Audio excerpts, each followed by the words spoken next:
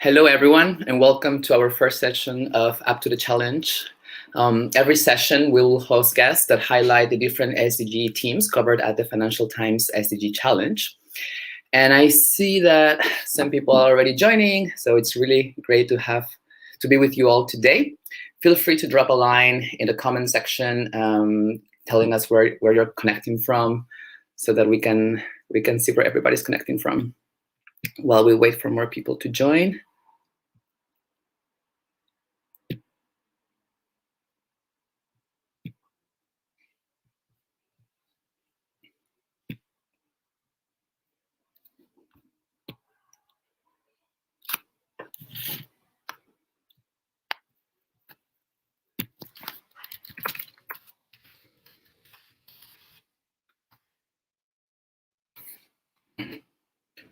Okay, I see somebody. Oh, Daria. Hi, Daria. Connecting from Morocco. Great. Welcome. Okay, I think we're already some people connected. So today we're going to talk about, today the topic that we're going to be touching is the topic of gender equality. And let me just quickly give you some statistics on how we are currently, what's the status on this SDG. So according to the McKinsey Global Institute, it has been shown that gender equality progress has been made in the last years, but it has not been significant, actually has been very marginal. And they have developed these indicators in different areas of regarding gender equality. And we have seen that even though there's been some progress, like it's not really significant since 2015. And what is worse is that because of the COVID-19 crisis, this has worsened up. We're talking about here unpaid work, domestic violence, and pretty much the situation of women around the world getting just worse in certain countries. For instance, around the world, women do 3 times as much unpaid work as men. And in some countries like India, it's not even 3 times. It can be as bad as 10 times more. In Pakistan, for example, only 7% of women have access to a bank account. And despite the fact that 49% of the population, so almost half the population of Pakistan are women. So why are we so keen for calling for women entrepreneurs? Why are we so keen on this SDG? Not only is the right thing to do, but we also believe that advancing women's equality can add to the economy, to the global growth. Actually, the McKinsey Global Institute as well has shown this figure that can be up to $12 trillion that can be added to global growth if we actually advance on women's equality. And how do we define or how do we understand gender equality from an entrepreneurial perspective, which is what we do at Seedstars. We support entrepreneurs from emerging markets. We actually believe that there can be innovative models that entrepreneurs can formulate in order to give solution to different challenges around gender equality.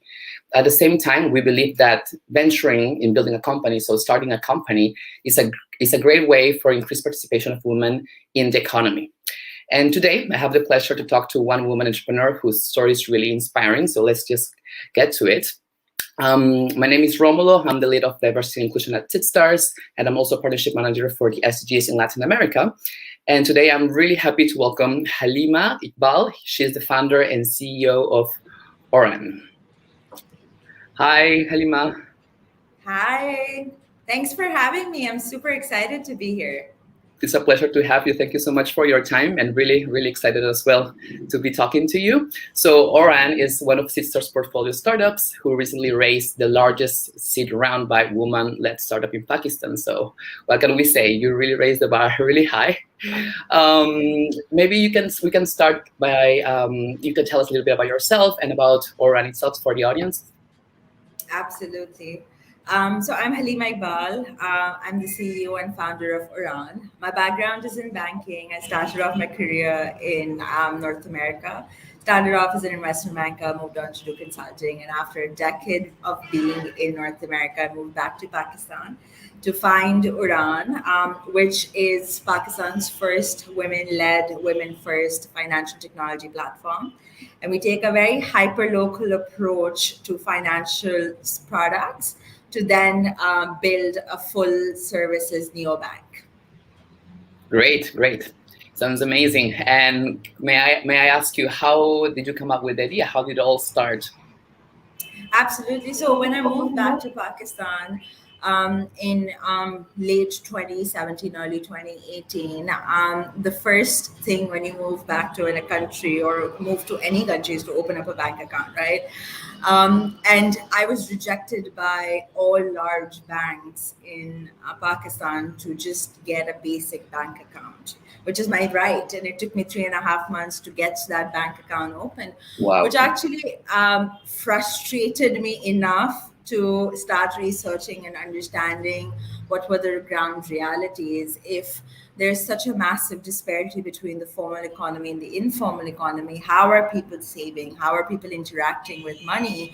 And what is that relationship looking like? And it's just started off as research project to really understand the market, and then we started recognizing, okay, there's a massive problem, and how do you address that problem? But what we did differently slightly was really took that approach in understanding the customer and in understanding the different use cases of how they were banking if the formal economy or the formal financial institutions were not servicing.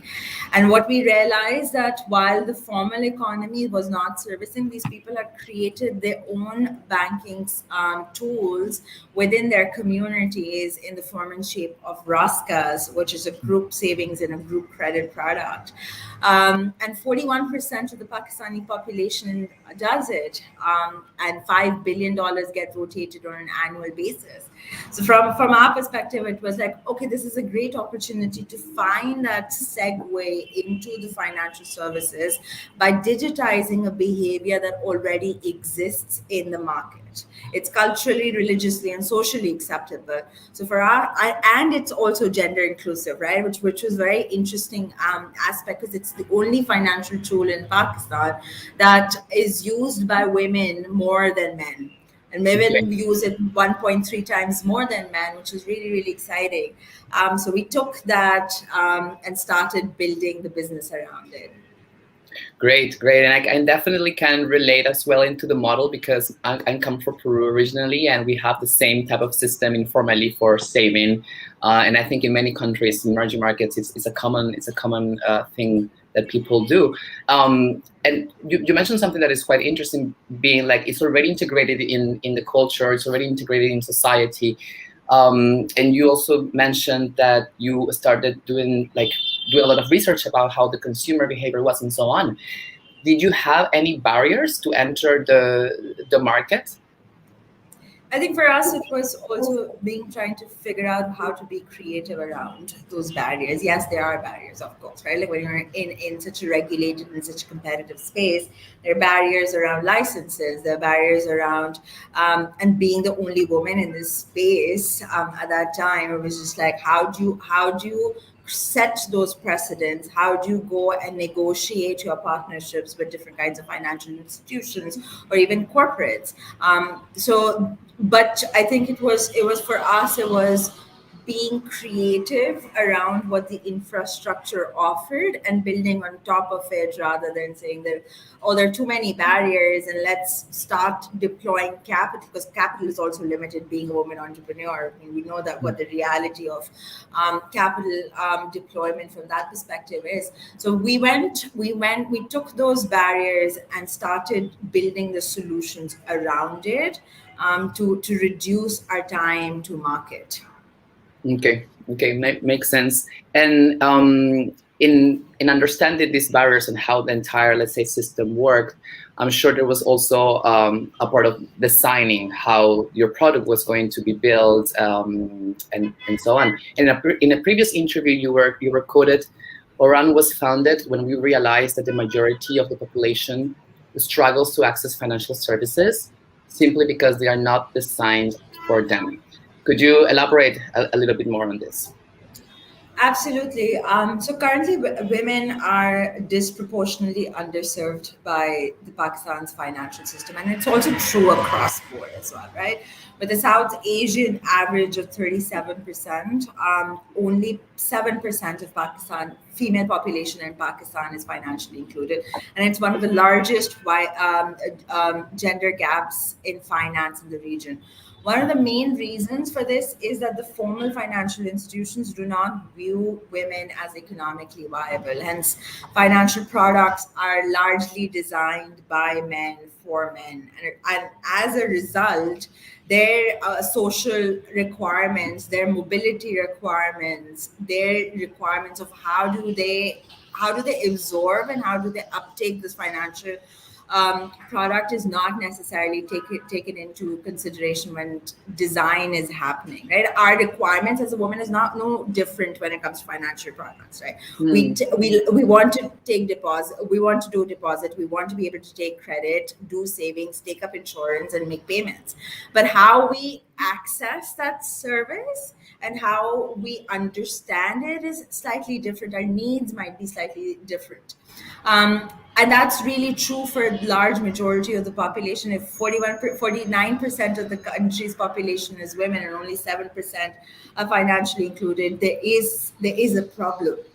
And our aim is to make financial services more accessible. And our thesis is that if you mobilize women financially, you're actually mobilizing the entire household. Yeah. It's you mentioned something that really resonated with me, which is there's an opportunity, right? There is a big gap that you just mentioned. It was 49% of women in the population, only 7% have access to financial institutions and banking.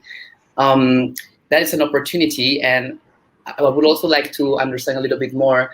How is it that you, understanding this population, their needs, their way to communicate to them, what did you detect were the differences in financial products from women and men, or the way you communicated? What were those differences? So I think when a woman is taking up financial services, she is largely taking it up for her household. So her requirements are not individualistic. Her requirements are, how does she provide for her house? How does she provide for her community? And when we were researching, we also started understanding that her availability during the day is very different than a man's. She might not be available at the time that the banking institutions are available, especially a brick and mortar institution, right? Like your retail outlets. Her mobility is restricted. So how do you provide those services at the comfort of her home, at the time she's available, in the language that she speaks, and for the reasons that she requires? The capital. She could be requiring the capital for to pay off her kids' education, or to be able to pay for her own education, or to be able to renovate her house. It's very the way she's looking at finance is very different than a man's, and to design around it, keeping her financial literacy in mind, keeping her digital literacy in mind, is extremely important.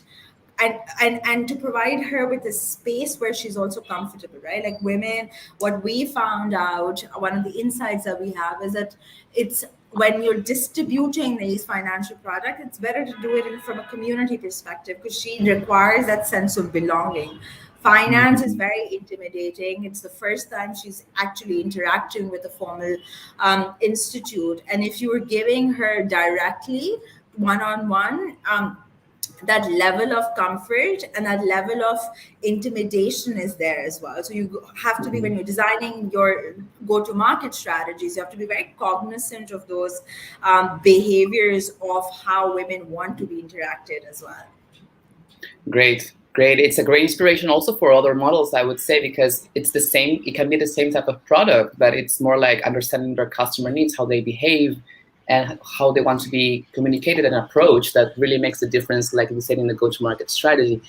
I'm also guessing that working with a lot of women demanding financial products and getting access to the financial services for the very first time in a formal way, there could be some success stories from women. Do you have any favorite, any in mind that you would like to share?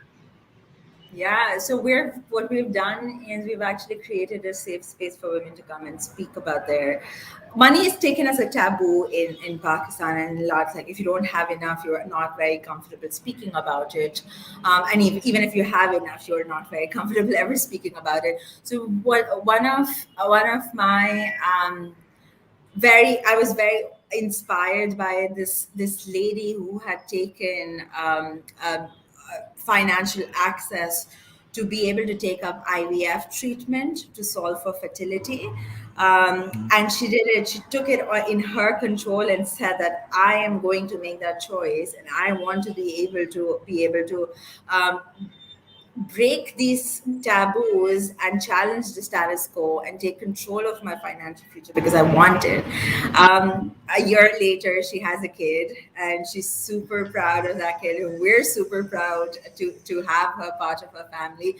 But these kinds of stories, right? Like women taking control, they're stories about women raising capital to get out of abusive relationships or Mm, being able to find that agency and autonomy over her finances to then be able to stand as an equal to her male counterpart and say that I can also, even though I might not be the chief wage earner, contribute to the household. mm, And those that empowerment within what would we see, and that shift happening within the households in terms of mobilizing these households financially is incredible and very, very inspiring. absolutely, yeah. Must be very, very rewarding. Like I'm really inspired by your work, Halima, and I would like to ask you, like in the last year, let's say in the last 3 years, what are you most proud of what you have achieved? I think giving power to women to make their financial decisions themselves, whether it is just providing them with access or just giving them the right kind of education that they require to be able to budget better, to be able to negotiate better. And I think, and then building that community that's helping each other out Hmm. is really something that we take a lot of pride in that, and extremely grateful and humble for people who trusted us initially to build the kind of model that we've been able to build, and very, very excited to take it further from here. Yeah, yeah, absolutely. Could you maybe give us a little bit of a clue of what's your plan with Oraan? What are the next steps? Yeah, absolutely. So what one of the things that we want to be able to do is scale this current product that we have, but then also build multiple extensions of this product to offer more sophisticated financial services like wealth products, allowing people to micro invest in either mutual funds or investment products that they're more excited about, and start thinking Mhm. with them for their long term investment plans, and also offer them better, more sophisticated credit products as well. Great, great. So entire making progress in the financial sector. That's really great. Yeah. Um, so you are a woman entrepreneur, and your business is about also supporting women getting access to financial services. So it's like both worlds in one. So it's I'm sure like we could be talking here for hours, but as you know, we are really calling for women entrepreneurs at Seedstars, and I would like to ask you, in your opinion, why do you believe it's crucial that there's more investment in calling for women entrepreneurs in general? Yeah. So I think in terms of the recent stats, right? In the past year, only 2% of VC funding went towards women-led startups. The reason why we need to invest more in female-led startups is to challenge the status quo. We need to be able to build for women, and we can't do that without female participation. From a leadership perspective, from entrepreneurs' perspective, especially in finance, the exclusion of female perspective has hampered the overall progression of economy as well. When 50% of the population does not have access to financial services and products that they need, their exclusion from the economic participation actually hampers the growth of the economy. So we need to think from a more holistic perspective of why it's important to take a women perspective on building solutions and build around them, be very gender intentional to be able to contribute to the overall economic growth of the countries that we operate in. And then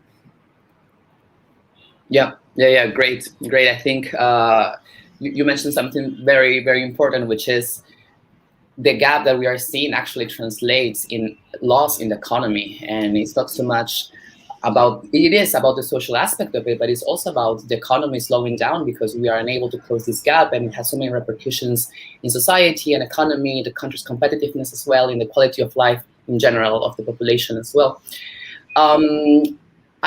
If I wanted to ask you, like, if you could give a piece of advice for somebody out there that perhaps is listening to us right now, is watching us, but wants to do something in terms of gender equality, or has detected in her or his in their society an opportunity, but just doesn't know where to start.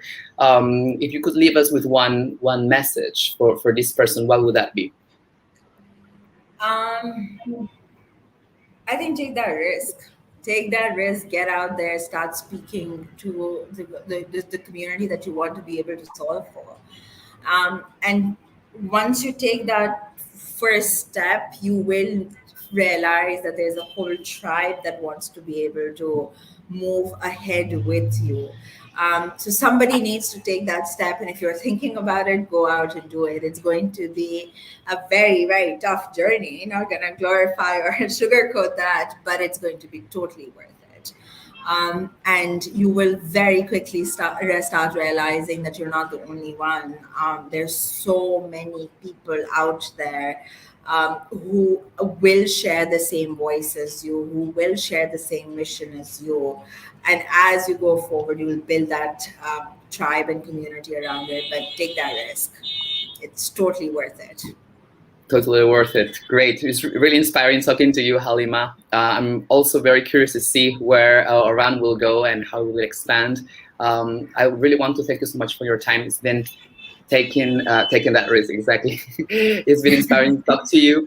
You inspire me as well, and I hope many people in the audience who are watching us can be inspired as well to take that risk. And like you said, a tribe will follow, because a lot of people are also believing in what we are fighting for. So thank you so much, Halima, for your time. Thank you for having me here today. Absolutely.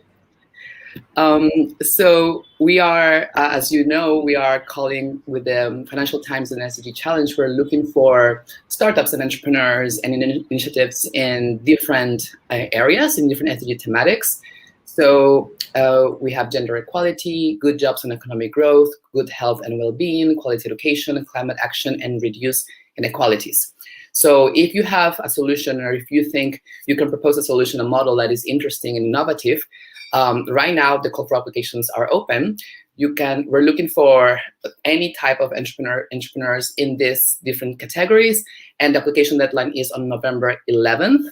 The selected teams can win up to $500,000 in investment and 3 months enrollment to Seedstars Growth Program, as well as visibility package from Financial Times. We're leaving the link right here so that you can enter and apply. And I hope we can see a lot of success stories coming up. So thank you, everybody, and have a great day.